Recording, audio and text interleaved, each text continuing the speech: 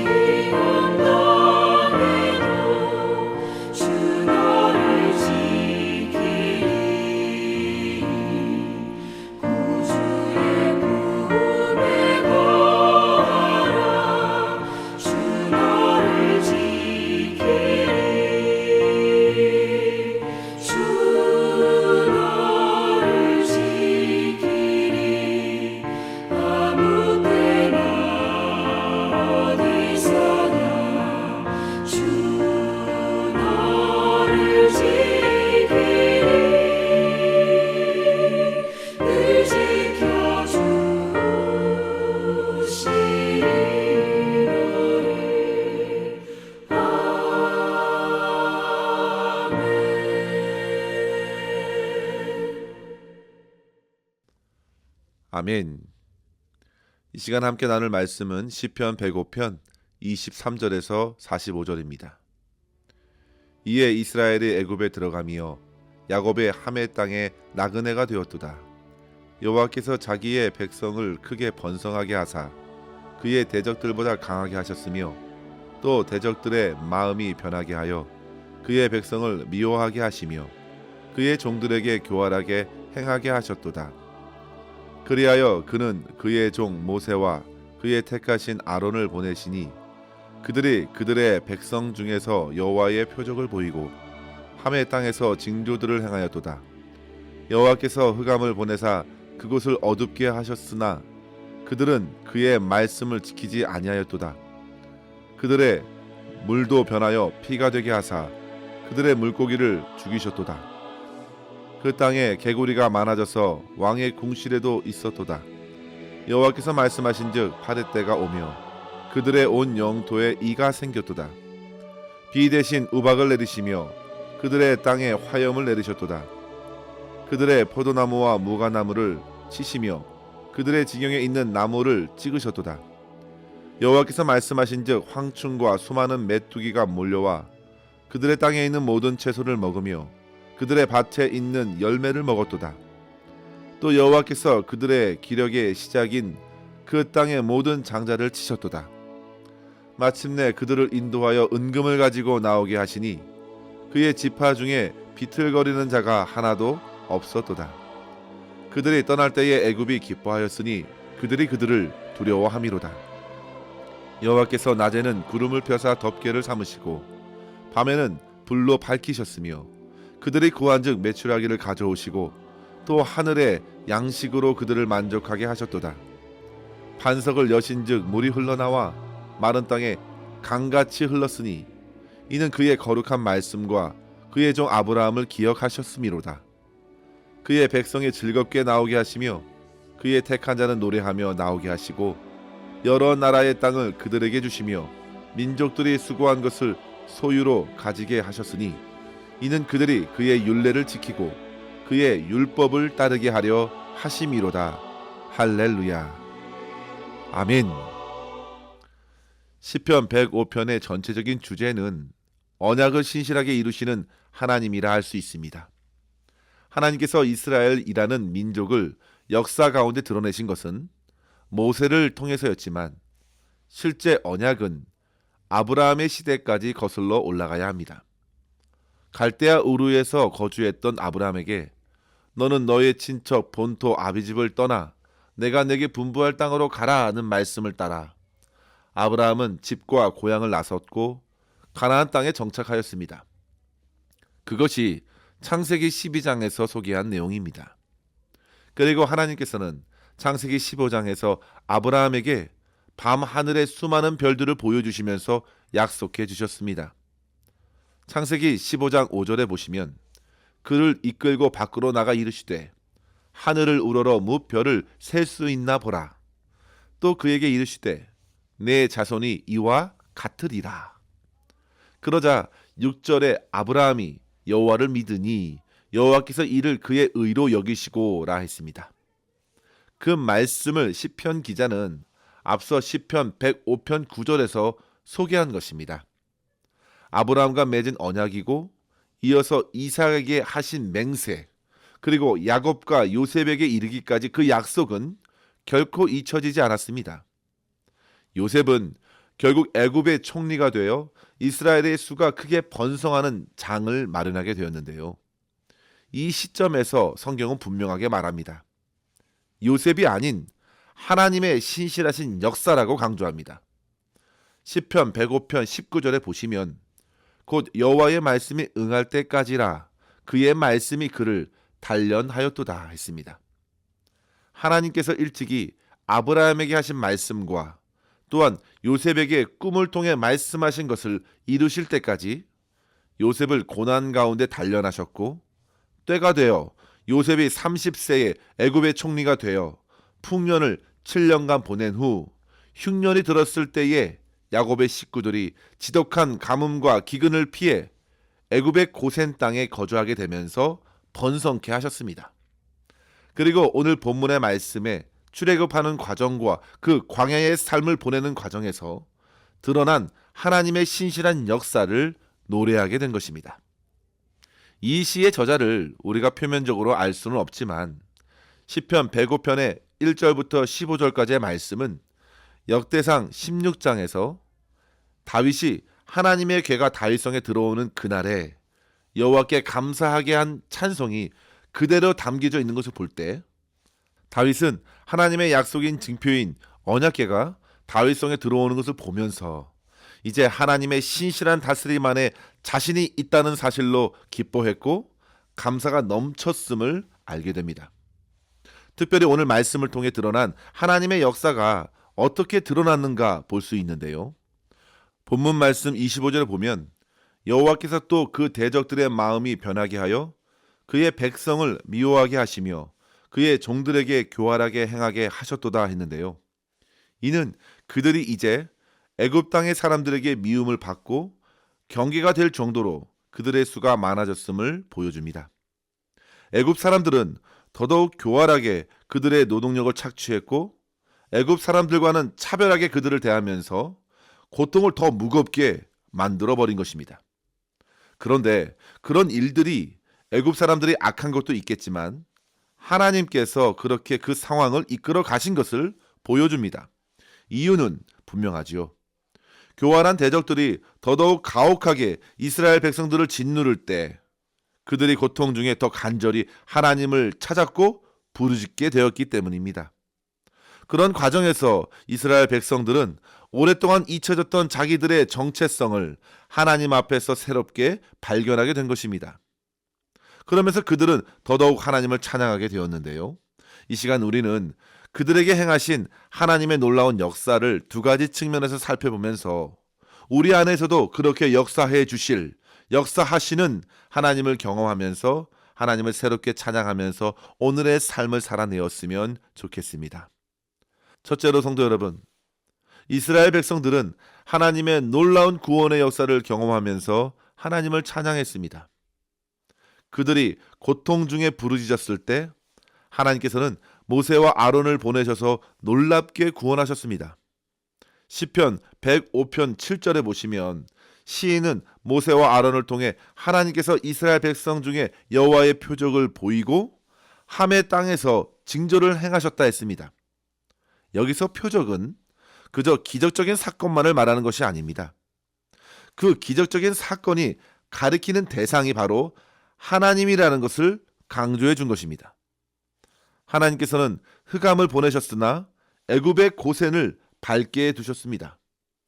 물이 피로 변하게 하셨고 개구리가 나일강에서 나와 온갖 악취를 내게 하셨습니다. 파리떼가 달려들었고 먼지가 곧 이가 되었습니다. 하늘에는 우박이 쏟아졌고 황충과 메뚜기가 온갖 곡식을 해치웠습니다. 심지어 모든 장자를 치셨습니다. 이 모든 재앙을 통해 하나님께서는 자신을 드러내셨는데요. 그 모든 과정에서 당시 애굽이 숭배했던 우상들을 하나씩 재앙을 통해 치신 것으로 드러내셨습니다. 요나 선지자가 요나서 2장 9절에 말하죠. 오직 구원이 여호와께 속하였나니. 그렇게 기도한 대로 애굽의 헛된 우상들은 거짓 신들에 불과했습니다. 하나님께서 그들이 섬기는 태양을 어둠으로 가리셨습니다. 애굽의 생명줄로 여겨졌던 나일강을 피가 되게 하셨습니다. 그들의 부의 상징인 곡식과 가축들을 모조리 치셨습니다. 그것들이 결코 구원이 될 수 없음을 드러내셨습니다. 심지어 자칭 신이라 칭했던 애굽의 장자까지 치셨으니 그들은 도저히 하나님을 막을 수 없었기 때문에 스스로 이스라엘을 내놓을 수밖에 없었습니다. 사랑하는 성도 여러분, 하나님의 구원하심을 누구도 막아설 수 없습니다. 세상이, 사망이, 인간의 교만이 그 어느 누구도 하나님의 손을 막을 수 없습니다. 하나님께서는 그 가운데 붙들려 있는 자기 백성들을 건져서 홍해를 가르셨고 새롭고 생명의 길로 인도해 주신 것입니다. 이러한 하나님의 놀라운 역사를 통해 다윗과 아삽과 그의 무리들은 하나님을 찬양한 것입니다. 사랑하는 성도 여러분, 우리 또한 그 구원의 하나님을 높일 수 있기를 소망합니다. 그들이 흐릿한 그림자로 보면서도 구원하신 하나님을 이렇게까지 찬양한 것은 실로 놀랍습니다. 오늘의 시대를 사는 우리들은요, 그 약속의 성취 되신 예수 그리스도의 십자가의 구속을 역사 가운데 보았음에도 찬양하지 못하는 것은 참으로 안타까운 일입니다. 성도 여러분, 주님의 구원하심을 진심으로 찬양할 수 있기를 바랍니다. 무엇보다 우리가 주님의 구속의 은혜를 풍성히 경험하기 위해서는 먼저 내 삶의 절망적인 상황을 인정해야 합니다. 얼마나 우리 인생들이 심각한 위기에 처해 있는지 보아야 합니다. 깨달아야 합니다. 얼마나 무력한지를, 얼마나 무지한지를, 스스로 멸망의 길로 달려가고 있는지를, 그 절망적 상황을 인식하고 구원의 하나님을 간절히 찾을 때 비로소 소망이 있습니다. 율법이 그 역할을 해주었습니다. 성경의 많은 실패들이 그 역할을 해주고 있습니다. 사랑하는 성도 여러분, 저와 여러분의 영혼을 이 말씀으로 비추어서 거짓 없이 정직하게 하나님 앞에 구원이 필요한 자임을 인정하고 간절히 하나님을 찾고 그 구원의 은혜를 풍성히 누릴 수 있기를 소망합니다. 마태복음 9장 12절에 우리 예수님께서 말씀하셨죠. 건강한 자에게는 의사가 쓸데없고 병든 자에게래야 쓸데있느니라. 나는 의인을 부르러 온 것이 아니요 죄인을 부르러 왔노라.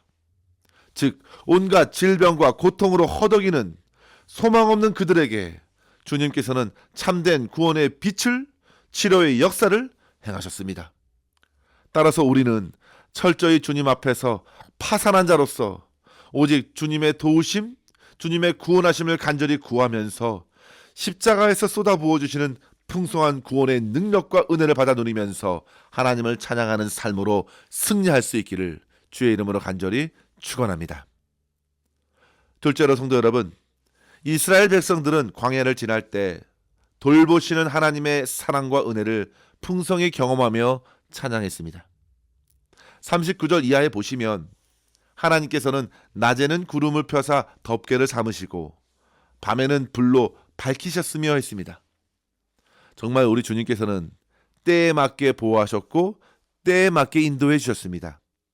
40절에 보시면 그들이 구한 즉 메추라기를 가져오시고 또한 하늘의 양식으로 그들을 만족하게 하셨도다 했습니다. 반석을 열어 물이 나와 강같이 물이 흘렀습니다. 놀라운 역사입니다. 하나님께서 그들을 먹이시고 채워주시고 인도해 주셨습니다. 그 이유는 42절의 말씀입니다. 함께 읽어볼까요?